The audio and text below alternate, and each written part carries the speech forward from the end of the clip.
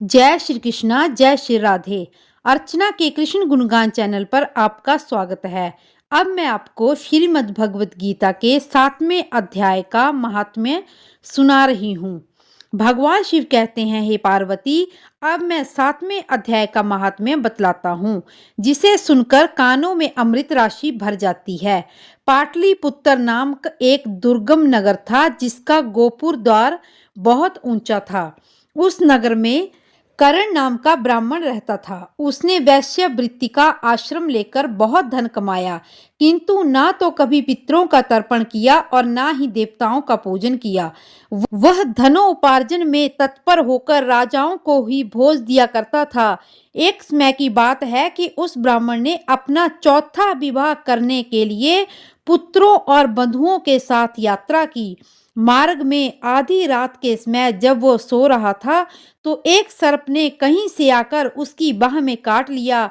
उसके काटते ही ऐसी अवस्था उसकी हो गई कि मणि, मंत्र और औषधि आदि से उसके शरीर की रक्षा असाध्य जान पड़ी। तत्पश्चात कुछ ही क्षणों में उसके प्राण पखेरु उड़ गए। फिर वो बहुत समय के बाद प्रेत सर्प योनि में प्राप्त हुआ। उसका चित्त धन की वासना में बंधा रहता था, इसलिए उसने पूर्व जन्म का वृत्तांत स्मरण करके सोचा, मैंने जो घर के बाहर करोड़ों की संख्या में अपना धन गाड़ रखा है, उससे इन पुत्रों को वंचित करके स्वयं ही इसकी रक्षा करूंगा। एक दिन सांप की योनि से पीड़ित होकर पिता ने स्वप्न में अपने पुत्रों के समक्ष आकर अपना मनोभाव बताया। तब उसके पुत्रों ने सवेरे उठकर बड़े विस्मय के साथ एक दूसरे के साथ स्वप्न की बातें कही, जिसमें से मंजुला पुत्र कुदाल हाथ में लिए घर से निकला और जहां उसके पिता सर्प योनि में रहते थे, उस स्थान पर गया। यद्यपि उसके धन के स्थान का ठीक ठाक उसे पता नहीं था, लेकिन फिर भी उसने चिन्हों से ठीक निश्चय कर लिया और लोभ बुद्धि से वहां पहुंचकर उस बावड़ी को खोदना आरंभ कर दिया।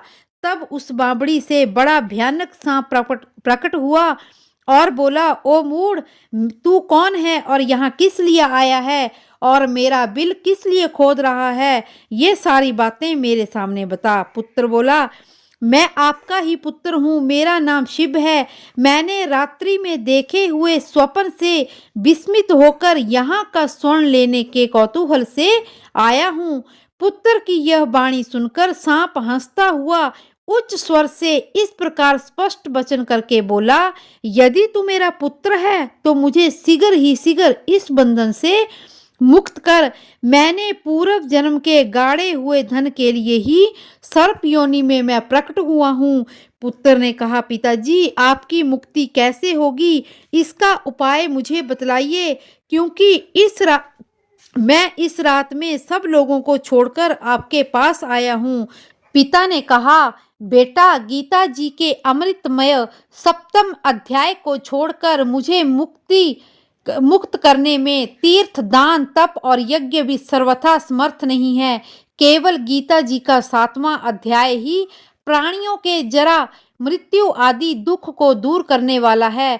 पुत्र, मेरे श्राद्ध के दिन 7वें अध्याय का पाठ करने वाले ब्राह्मण को श्रद्धा पूर्वक भोजन कराओ, इससे निसंदेह मेरी मुक्ति हो जाएगी। बस अपनी शक्ति के अनुसार श्रद्धा के साथ वेद विद्या प्रवीण अन्य ब्राह्मणों को भी भोजन कराना। सर्प योनि में पड़े हुए पिता के ये वचन सुनकर सभी पुत्रों ने उनकी आज्ञा अनुसार उससे भी अधिक किया और तब उसने अपने सर्प शरीर को त्याग कर दिव्य देह प्राप्त की और सारा धन पुत्रों के अधीन कर दिया। पिता ने करोड़ों की संख्या में जो धन बांटकर दिया था, उससे वो पुत्र और सदाचारी हुए और वे बड़े ही प्रसन्न हुए। उनकी बुद्धि भी धर्म में लगी हुई थी, इसलिए उन्होंने बावली, कुआं, पोखरा, यज्ञ, देव मंदिर के लिए उस धन का उपयोग किया और एक अन्नशाला भी बनवाई। तत्पश्चात 7वें अध्याय का सदा जप करते हुए उन्होंने मोक्ष प्राप्त किया। पार्वती, यह तुम्हें 7वें अध्याय का महात्म्य बताया है, जिसके श्रवण मात्र से ही सब पातकों से मुक्त हो जाते हैं। भगवान शिव कहते हैं कि हे पार्वती, श्रीमद् भगवत गीता के महात्म्य का बहुत ही बड़ा महत्व है। इस महत्व में अनेकों संदेश छिपे हुए हैं, अनेकों रहस्य छिपे हैं, जिनका अध्ययन करके हम अपने जीवन के सार को समझ सकते हैं।